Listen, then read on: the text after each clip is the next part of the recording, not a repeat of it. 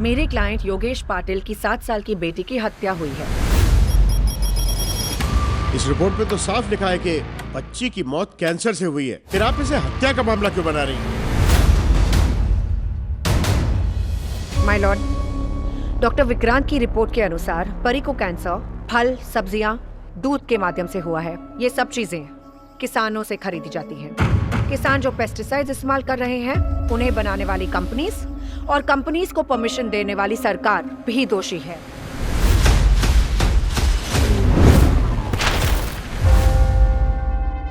ये हरित क्रांति के नाम पे जहर का जो तूफान उठा है, ये तो रुकने का नाम ही नहीं ले रहा।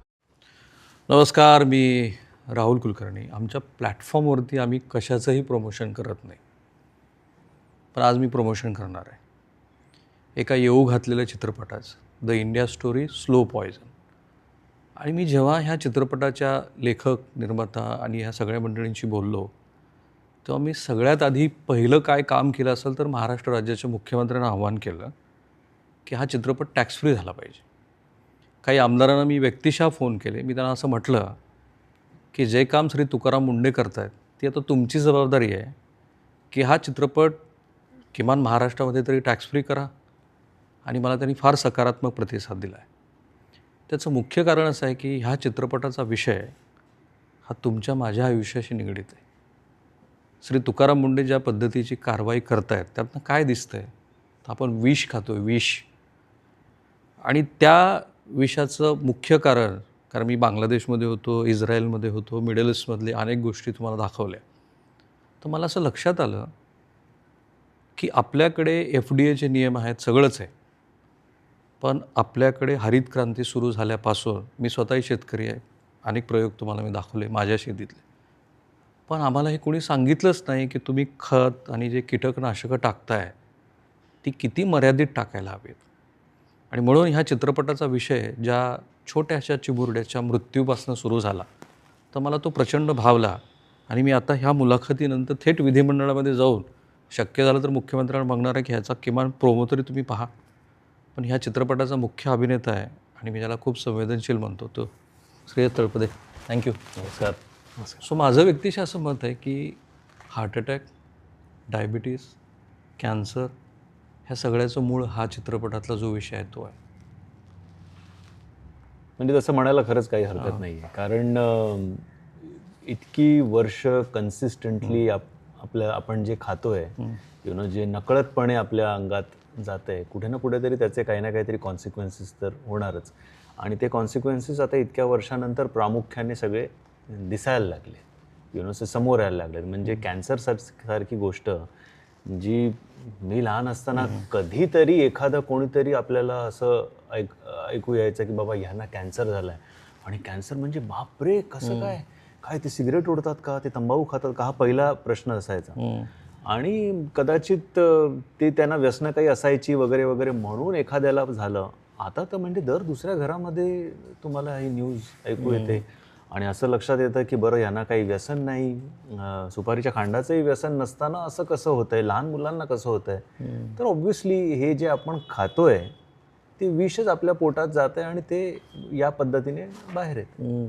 हा खूप वैयक्तिक प्रश्न आहे. मधल्या काळात अनफॉर्च्युनेट सुदैवाने तुमच्याबद्दल वाटतं की हार्ट अटॅकचा ह्याचा कुठेतरी संबंध असावा आपल्याला आलेला. मला म्हणजे अगेन मी त्यावेळी बोललो होतो की मी हे प्रूव्ह करू शकत नाही अनफॉर्च्युनेटली. पण आता काय, त्या कंपन्यांनी स्वतःहून सांगितलं आहे. जेव्हा कोविडचं वॅक्सिन आलं होतं त्या वॅक्सिन कंपनीज आता उघडपणे सांगतायत की हो, आमच्या वॅक्सिनमुळे ब्लड क्लॉट्स वगैरे होऊ शकतात, हार्ट अटॅकचं प्रमाण वाढू शकतं. सो हे माझ्या बाबतीत तरी मला असं वाटतं, जे हार्ट अटॅक असं सडनली जे झालं in spite of a maintained lifestyle, म्हणजे डाएट मेंटेन केलं आहे, वर्कआउट केलं आहे, बाकी काही दारू नाही, सिगरेट नाही, डायबिटीज नाही, हायपर टेन्शन असं काही नाही, तर मग काय कारण असू शकतं. तर मग मला रिअलाईज केलं की ते वॅक्सिन घेतल्यानंतर साधारण 6-8 महिन्यापासून थोडं थोडं तुम्हाला चेंजेस व्हायला लागले. जे तेव्हा असं वाटलं की नाही ठीक आहे, म्हणजे बहुतेक काम चाललंय, धावपळ चालली आहे म्हणून होतंय. पण that was also one of the major reasons माझ्या केसमध्ये. राईट. पण माझं व्यक्तिशः मत आहे, ह्या मताशी मी सहमत आहेच आणि त्याच्यावरती आणखी चिकित्सा व्हावी. पण मी आता सांगतोय की मला तर आता पूर्णपणे असं मत झालं आहे माझं की आपल्याकडची ही जी डायबिटीसची राजधानी वगैरे आपला देश झाला आहे, कारण त्या चित्रपटातलं एक वाक्य फार महत्त्वाचं आहे.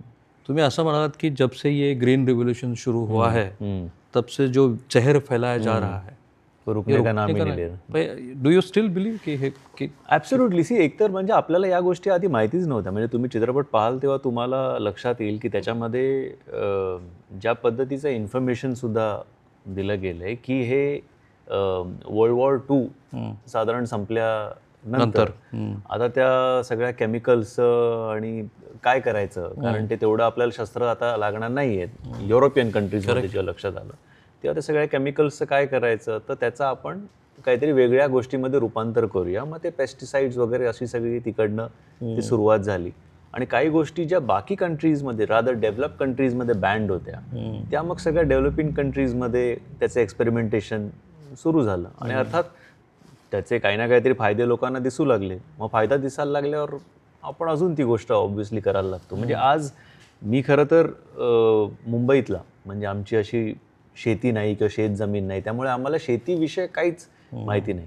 आज जेव्हा आम्ही दापोलीमध्ये थोडीशी जागा घेतली आणि असं वाटतं नाही आपण तिथे शेती करावी, तेव्हा मला तिथे पण सांगण्यात येतं की सर थोडंफार प्रमाणात हे वापरायला केलंच पाहिजे. कारण एक तर मातीमध्ये तो कस आता राहिलेला नाही आहे आणि ते जर का तुम्हाला कम्प्लीट ऑर्गॅनिक पाहिजे असेल तर तुम्हाला 3-4 वर्ष थांबलं पाहिजे, नाही तर मग काहीच नाही होणार. बरं, ती तुम्ही जी आंब्याची वगैरे जी बाग लावली आहे ती थोडंफार त्याला जर का पेस्टिसाईड नाही टाकलं तर ते किटाणू वगैरे जे त्यांनी ते अख्खीच संपून जाईल. मग तुम्ही आता द्विधा मनस्थितीमध्ये आहात की तुम्ही काय करायचं. मग ती बाग लावत राहायची, मग ती सडत राहील, ती खराब होईल, मग परत लावायची. सो काय करायचं. सो आम्ही आता एक मधला मार्ग असा काढला की मी त्यांना म्हटलं की वेळ लागला तरी चालेल, ओके, मला काय लगेच पुढच्याच वर्षी माझ्या शेतातले आंबे खायचे किंवा काजू खायचं असं काय गरजेचं नाही आहे.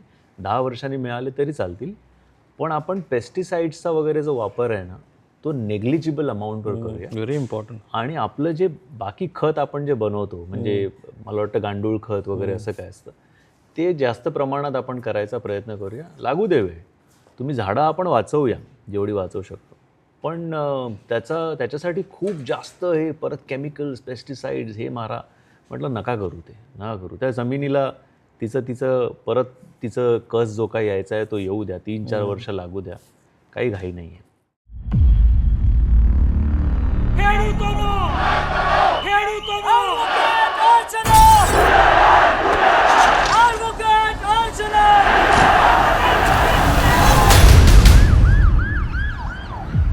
मेरे क्लाइंट योगेश पाटिल की 7 साल की बेटी की हत्या हुई है. तर मला जेव्हा सागरनी तुमच्या संदर्भातले काही मुद्दे सांगितले, मला वाटलं की ह्याच एका मुद्द्यावरचा इंटरव्ह्यू केला पाहिजे. म्हणजे श्रेयसनी घरामध्ये पनीर बॅन केलं. बॅन म्हणजे खूप प्रमाणात कमी करून टाकलं मी. कारण हे महत्त्वाचं जेव्हा हे व्हिडिओज यायला लागले वेगवेगळे, तेव्हा म्हणजे कधी कधी इन्स्टावर काही असे व्हिडिओज येतात जे खूप जुने पण असतात किंवा काही लोकांनी फक्त क्रिएट केलेले असतात. पण मी म्हटलं की चला आपण जरी ते डिस्काउंट केलं, ओके 90% डिस्काउंट केलं तरी 10% तर काहीतरी त्याच्यामध्ये सत्य आहे. आणि आता तर मुंडे सरांनी जे काय सुरुवात केली आणि ते दाखवत आहेत त्यातनं ते सरळ उघडच होत आहे. त्यामुळे डेअरी प्रोडक्ट्स एकंदरीतच आम्ही जरा खूपच म्हणजे मिनिमलिस्टिक करून टाकलं. अगदीच बाबा आज काय करूया, काय नाही, चला थोडंसं पनीर करून बघूया. तर मग त्यातल्या त्यात एखादा ट्रस्टेड सोर्स जो असेल त्याच्याकडनं ते पनीर आणून करतो. आणि मग पूर्वी किती इंटेक होता जो आता कमी केला? पूर्वी तर बऱ्यापैकी असायचं. म्हणजे तरी आठवड्यातनं एक म्हणजे जर का 2 मील्स आपण 14 मील्स पकडल्या तर त्यातनं जवळजवळ 7 ते 8 मील्समध्ये पनीर असायचं, दूध असायचं. पण दूध म्हणजे दूध अर्थात मुलीला पण कमीच करून टाकलं. पण मी हळद दूध वगैरे प्यायचो, ओके, मी ते कमी करून टाकलं. सो चहामध्ये पण आमचं असं 2 थेंब दूध नावापुरतं असं असतं, बाकी कोरा चहा किंवा ब्लॅक कॉफी वगैरे असंच असतं. हे फक्त दुग्धजन्य कमी केलं की भाजीपाला पण कमी केला? आता सगळंच काय कमी करणार, म्हणजे मग आपण खाणार काय असं राहिलं तर. म्हणजे लकीली आम्ही नॉनव्हेज खातो त्यामुळे फिश घरामध्ये असतं, ओके, आणि ते मला वाटतं अजून तेवढं ॲडल्ट्रेटेड नाही. ते नीट बघितलं. एक्झॅक्टली मासा पकडून आणलाय आणि आता चिकनमध्ये पण इंजेक्शन मारून द्यायला लागले. त्यामुळे या गोष्टी एकंदरीतच थोड्या कमी केल्यात.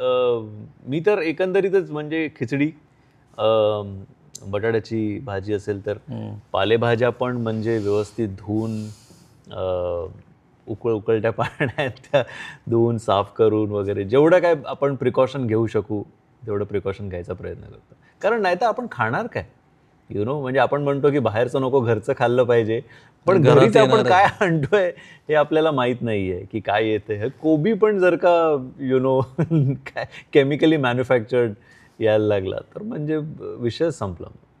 मी ना श्रेयसला 14 कोटी मराठी भाषिक आपले जे काही बांधव आहेत त्यापैकी एकाचा प्रतिनिधी मानतो. आणि मी का म्हणालो की महाराष्ट्र सरकारनं ह्या चित्रपटाला टॅक्स फ्री केलं पाहिजे, त्याचं कारण हे आहे. फक्त प्रशासकीय कारवाई करून होणार नाही, याची जनजागृती करावी लागेल. श्रीलंकेमध्ये तिथल्या पंतप्रधानांनी सेंद्रिय पद्धतीच्या शेतीला अक्षरशः लोकांवरती म्हटलं की नाही आता हेच करा. ते गणित बिघडलं. आत्ता आपल्या देशाचे पंतप्रधान 2014पासून सांगतात की नाही सेंद्रिय शेती केली पाहिजे, पण तो बॅलन्स नाही आहे. त्या बॅलन्सची सुरुवात आता तुकाराम मुंडे यांच्या ह्या कारवायापासून झाली तर ती महाराष्ट्रापासून व्हावी. नाहीतर फक्त श्रेयस तळपदे बोललेत, आम्ही मुलाखती केल्यात आणि एक चित्रपट येतो आहे, या मर्यादेच्या पुढं जाण्याची अवस्था आहे. कारण फार भयंकर परिस्थिती आहे. जितके नंबर ऑफ कॅन्सरचे पेशंट्स वाढत आहेत आणि डायबिटीस आणि हायपरटेन्शनबद्दल तर बोलायलाच नको, पण आपण चित्रपटाबद्दल पण बोलूया. हो.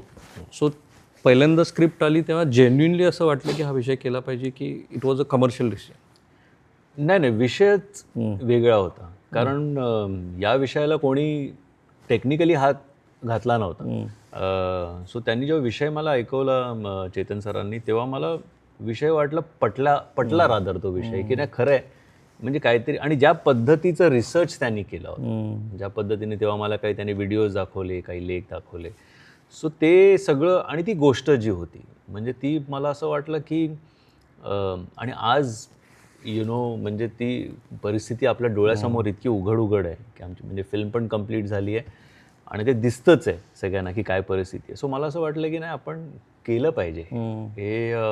कमर्शियल तर एक भाग झाला त्याचा, पण मला वाटतं त्याही पलीकडे कुठेतरी ॲज अन आर्टिस्ट आपली जबाबदारी आहे की आपण एंटरटेन पण करावं आणि इन्फोटेनमेंट पण असावं, की ते एक इन्फॉर्मेशन पण देणं गरजेचं आहे. मग लोक ठरवतील त्यांना त्यातनं काय घ्यायचं आहे, किती सिरियसली घ्यायचं आहे वगैरे. पण या परिस्थितीमुळे, या सगळ्या गोष्टीमुळे एक फॅमिली कशी अफेक्ट होऊ शकते, किती प्रमाणात अफेक्ट होते. आणि म्हणजे फिल्ममध्ये शेवटला त्या लहान मुलीचं पण एक वाक्य आहे जे I would like people to go and see and then see की what she says in the end. ती लहान मुलगी जे बोलते ना ते इतकं मनाला लागतं. आणि ती जर का परिस्थिती आली तर संपला आहे विषय मग आपला. सो मला पर्सनली असं वाटतं की जास्तीत जास्त लोकांपर्यंत हा विषय पोचावा आणि त्यासाठी मला वाटतं टीम सगळी मेहनत करते. पण हा विषय पोचणं खूप गरजेचं आहे. बाकी एंटरटेनमेंट चालूच आहे, कॉमेडी फिल्म्स वगैरे बघतो, सगळं होतं, पण मला वाटतं हा विषय प्रचंड महत्त्वाचा आहे. कारण काय ना आज जर का आपण या गोष्टीकडे दुर्लक्ष केलं तर मला माहीत नाही आपण कधी लक्ष देणार आहोत. काय व्हायची आपण वाट बघतोय की ज्याच्यानंतर आपण या गोष्टीकडे लक्ष देणार. पण एका सक्षम अभिनेत्याला लगेच लक्षात येतं की आपण जे डायलॉग्स बोलतोय त्यामुळे कुठे कॉन्ट्रोवर्सी तर होणार नाही. कारण ते सगळं प्रोमो आणि ते पाहिलं तर शेतकऱ्यांच्या विरोधामध्ये बरीचशी भूमिका आहे असं चित्रपटात. Is it? ॲक्च्युली चित्रपट बघितल्यानंतर कळेल की ते तसं ते का बोलतायत. ओके, म्हणजे त्यामागे त्यांचा हेतू काय खऱ्या अर्थाने. सो आणि ते क्लायमॅक्सला सगळं ऑफकोर्स ते क्लिअर होतात त्या गोष्टी. पण म्हणजे ना उत्पल दत्त सरांना कोणीतरी विचारलं होतं की सर ते थिएटर पण करायचे आणि why is your theatre so loud. So ते म्हणाले होते because I want to be heard. So it's important that people hear what you are trying to say आणि for that if you are loud you are loud. आणखीन एक जय जवान जय किसानचा जो लालबहादूर शास्त्रींचा नारा होता तो बहुतेक कॅरेक्टरमध्ये पण दिसतोय, युअर जवान.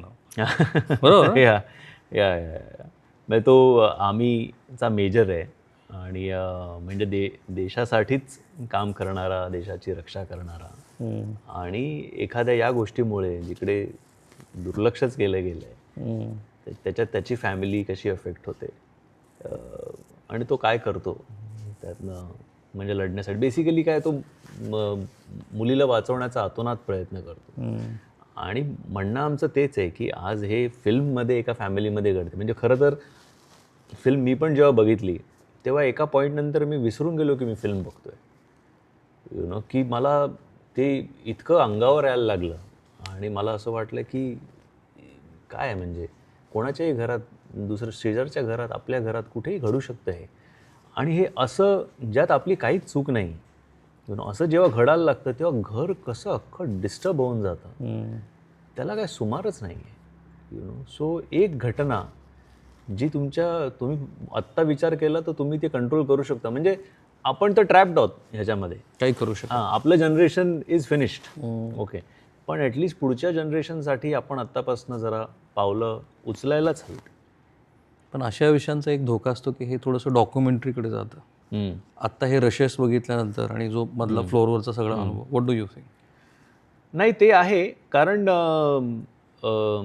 काय म्हणतात ते इन्फॉर्मेशन बाहेर येणं गरजेचं आहे. आता ते इन्फॉर्मेशन देताना कधी कधी थोडं डॉक्युमेंटेशनसारखं वाटू शकतं ते. पण म्हणजे निदान मला तरी फिल्म बघताना मी कुठे बोर नाही झालो.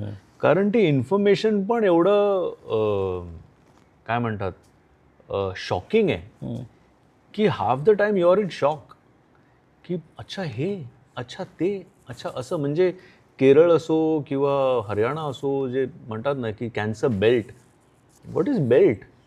म्हणजे आज आपल्या देशामध्ये बाकी सगळी आपण प्रगती करतोय पण बेसिकलाच जर का प्रॉब्लेम असेल तर मला वाटतं बाकी सगळं सोडून आधी तिकडे लक्ष द्यायला पाहिजे. As simple as that. की सगळे जेवले का हा एक आपलं काय म्हणतात त्याला, रामचंद्रांना विश्वामित्रांनी जसं शिकवलं होतं की बाबा राजा म्हणून तुझं कर्तव्य पण सगळ्यांना बघितलं पाहिजे ना. पण आता जेवला का फक्त इम्पॉर्टंट नाही आहे, तू काय जेवलायस हे पण इम्पॉर्टंट आहे. म्हणजे झाडं किड्या मुंग्यापासून सगळ्यांचं बघायचं आहे ते काय खात आहेत, आपण काय खातोय हे आत्ता जर का आपण थांबवलं नाही तर काहीच होणार पण नाही. आता मुलीचा फोन आला तर मग मुलीला हे सांगितलं की आपलं जरा एवढं कॉन्शियस असणं गरजेचं आहे, किंवा घरी चर्चा झाली तुमच्याकडे? म्हणजे घरी तर खाण्यावरून तर होतेच. कारण तिचं पण बाहेरचं खाणं काय म्हणतात त्याला ॲज गुड ॲज नोच्या हिशोबात करायचा प्रयत्न आहे. हां, म्हणजे की अवघड आहे सगळ्यात. म्हणजे आता हे काय बर्गर्स वगैरे जे आहेत ते मग ते त्यांना हवं पण असतं ते बाहेर गेल्यावर, कारण मित्रांबरोबर मैत्रिणींबरोबर. मग ते आता असं केलं आहे की महिन्यातनं एकदाच. ओके, तू आत्ता जर का आता त्यांनी परवा तर माझ्या मुलीला दाखवतो मी आता. परवा आम्ही गेलो होतो पुण्याला तर ते फूड मॉलला वगैरे ते होतं त्यामुळे ते बर्गर असतं. मी म्हटलं आत्ता खाल्लंयस, आता स्ट्रेट पुढच्या महिन्यात मिळणार, आता मिळणार नाही. तू विचार कर आत्ता खायचं आहे की नाही, आत्ता खाऊन घेते.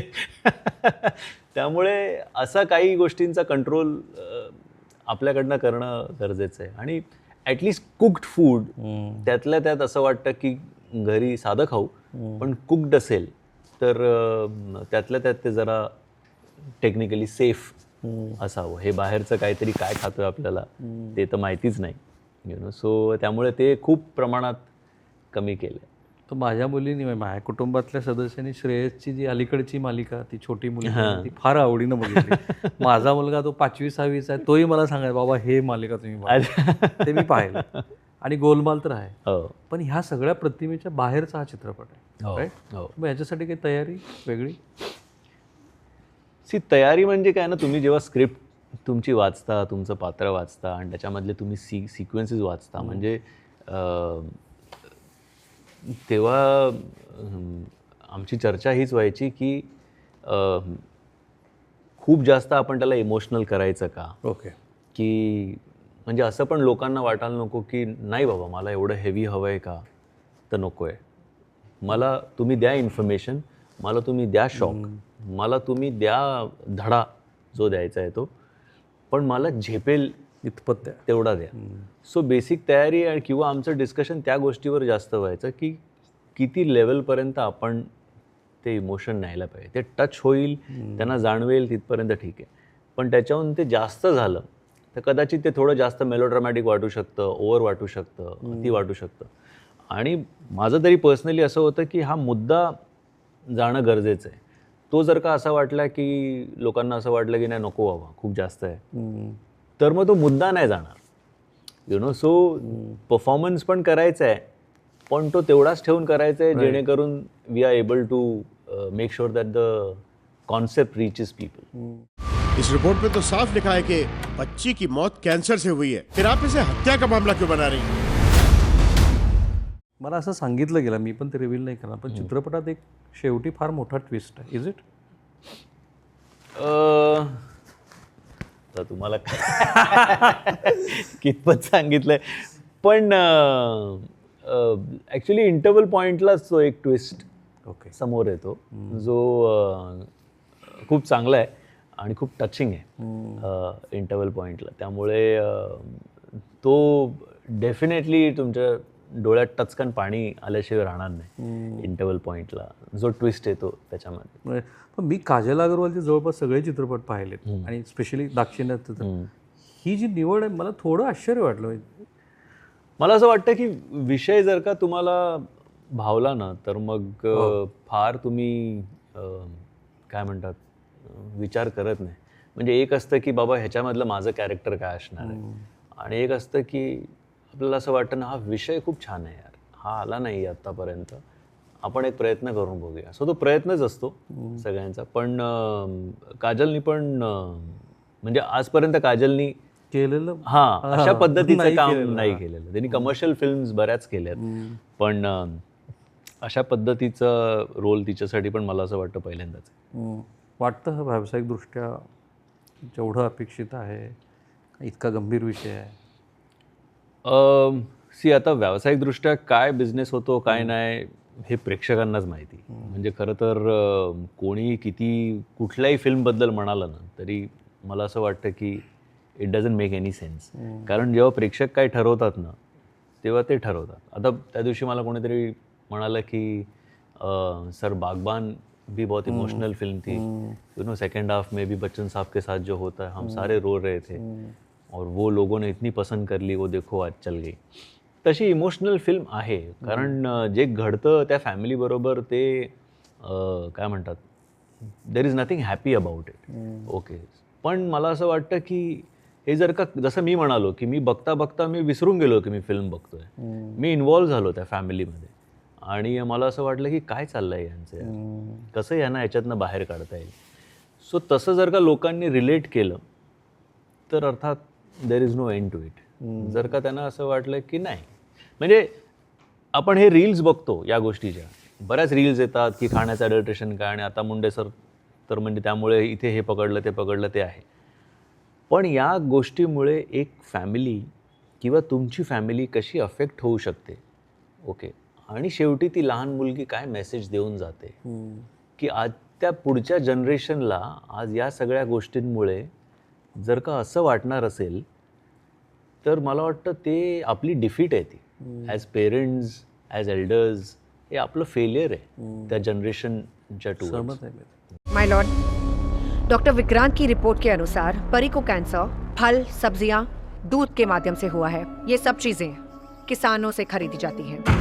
किसान जो पेस्टिसाइड्स इस्तेमाल कर रहे हैं उन्हें बनाने वाली कंपनीज और कंपनीज को परमिशन देने वाली सरकार भी दोषी है. खरं तर एखाद्या अभिनेत्याला चित्रपटाच्या यशाबद्दल प्रश्न विचारणं हा अप्रस्तुत आहे, पण मी जाणीवपूर्वक विचारला कारण मला पुन्हा एकदा महाराष्ट्र सरकारला म्हणायचं आहे की तुमच्याकडे तर तुम्ही हा टॅक्स ब्रेक करायलाच पाहिजे. मी आग्रही करेन मी त्यांच्यासाठी, हवं तर श्री देवेंद्र फडणवीस यांना हा इंटरव्ह्यू पण पाठवेल आणि नेहमी मॅसेजेस आम्ही जे वेगळ्या राजकीय नेत्यांना करत असतो तसा तो करेन. अगदीच मुलाखतीच्या शेवटच्या भागात आहोत. मला ह्या व्यक्तीचं फार कौतुक वाटलं. सागर काही बॅकग्राऊंड नाही आहे, त्याचा मुलगा. किती वेळेला सागरचा कसा संपर्क आला? ॲक्च्युली चेतन सरांचा संपर्क आधी आला. त्यांनी म्हणजे गोष्ट ऐकवली आणि मग सागरजींची ओळख झाली. पण मला असं वाटतं की अशा पद्धतीच्या विषयांवर अशी फिल्म करायला गट्स लागतात बस. म्हणजे इट्स नॉट इझी की to think about this, to write a story on this आणि to execute this on this level, म्हणजे ज्या कुठेही त्यांनी गोष्टीचं काही कॉम्प्रोमाइज केलं नाही आहे. जिथे क्राऊड हवा आहे तिकडे क्राऊड हवा आहे. ओके, तो क्राऊड तसा आला आहे आणि it is an expensive film. म्हणजे आज ते सगळं शूट करायला, मग त्याचे ग्राफिक्स असो, VFX असो, त्या सगळ्याला चांगली बनली, उत्तमच आहे. हो भरपूर खर्च आला आणि त्यांनी कुठेही त्या गोष्टीचं कॉम्प्रोमाइज केलं नाही आहे. सो मला असं वाटतं की या सगळ्याला हिंमत लागते करायला. इतकं सोपं काम नाही आहे ते, पण हिंमत आहे मर्दा मदत आहे खुदा, सो बघू आता. आपल्याकडनं आपण प्रयत्न केला आहे, व्हेरी गुड. बाकी प्रेक्षकांच्या हातात. आता नवीन काय आहे श्रेयसचं? आता म्हणजे इंडिया स्टोरी रिलीज झाल्यानंतर सप्टेंबर-ऑक्टोबरमध्ये अजून एक फिल्म आहे, ओके, स्नॅप नावाची, आणि होपफुली डिसेंबर एंडपर्यंत गोलमाल 5 येईल. तिथंही तेच आहे. आओ. त्यामुळे ते सगळंही आहे. डायरेक्टरला सांगायचं आणि थोडंसं मला बोलू द्या. नाही, तो तुषार न बोलणारा तुषार आहे, पण ते तुमचं पण आहे ना ते. आहे. त्याच्यात आधी जास्त ते थोडं स्टॅमरिंग होतं, आता थोडं लिस्प वालं आहे, पण आहे गमतीदार. तोही विषय भन्नाट झालाय. सिरीज फारच भन्नाट आहे, म्हणजे आम्ही एन्जॉय केली ती. मला असं वाटतं काही सिनेमांना ना ते त्यांची एक डेस्टिनी घेऊन येतात. तो गोलमाल इज वन ऑफ दॅट, की काहीतरी दैवी आशीर्वाद आहे त्या गोलमाल या सिरीजला. कारण आम्ही बऱ्याचदा आम्ही शूट करतो आणि फिल्म बघताना आम्हालाच अशी ती नव्याने वाटते की अरे हे कधी केलं होतं आपण.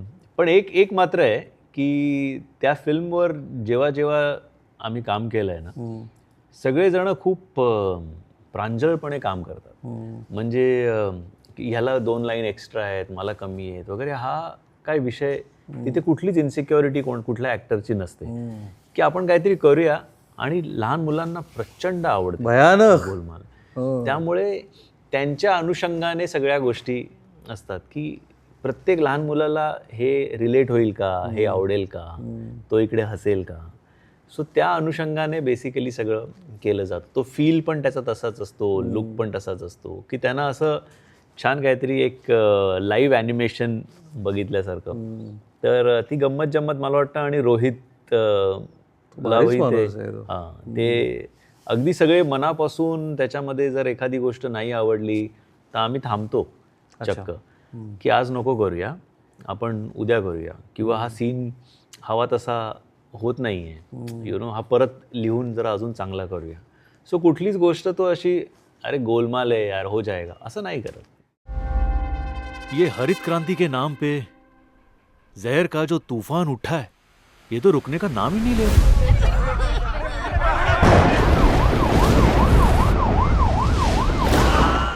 पण मराठीत तो जॉनर का दिसत नाही? लक्ष्मीकांत बेर्डे आणि अशोक सराफ नंतर वी मिस इट. म्हणजे मला माहित नाही, मधल्या काळात तुम्हाला आठवले तर 2-3 चित्रपट मलाही नाही. खरं आहे, पण मला वाटतं आता परत जरा एक कॉमेडीचा एरा आपण असं म्हणू की जरा सुरू झाल्यासारखा आहे.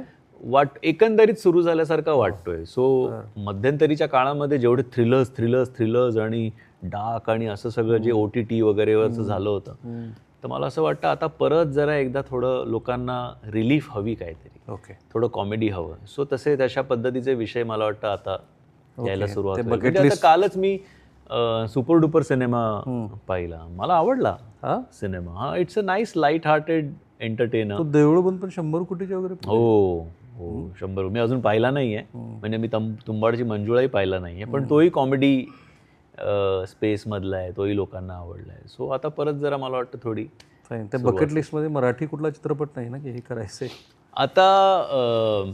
इनफॅक्ट एक पुढचं प्रोडक्शनची आम्ही थोडी तयारी करतोय, आणि एक सिनेमा आहे जो आता परवा ऐकायचा आहे, तो ऐकून मग आपण ठरवू.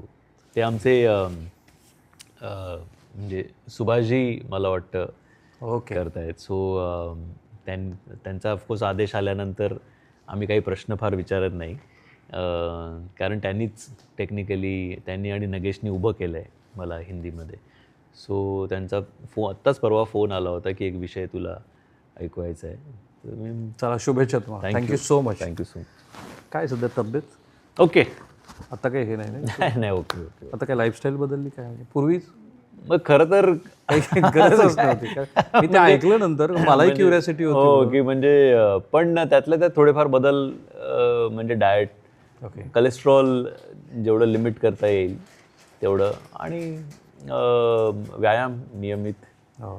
झोप ॲक्च्युली जास्त इम्पॉर्टंट, की जे कमीत कमी एक 7 ते 8 तासाची झोप, ती मात्र मी तो या एक काही मोठा गोष्टी बदल आहेत, आहे. हो, या काही गोष्टी आहेत ज्या आहेतच. म्हणजे रोजचा ॲटलिस्ट थोडासा कार्डिओ किंवा थोडासा व्यायाम, नियमित झोप, म्हणजे अगदी वेळेवर कधी कधी झोपणं होत नाही, पण तरी 7 ते 8 तास झोप पूर्ण करायचा मी मला पण प्रयत्न करायला करतो. लागेल ते. आणि वाचन काय चाललं? वाचन सध्या मी एक ते पुस्तक वाचतोय की रामायण एक रूप अनेक. हो हो. हां, सो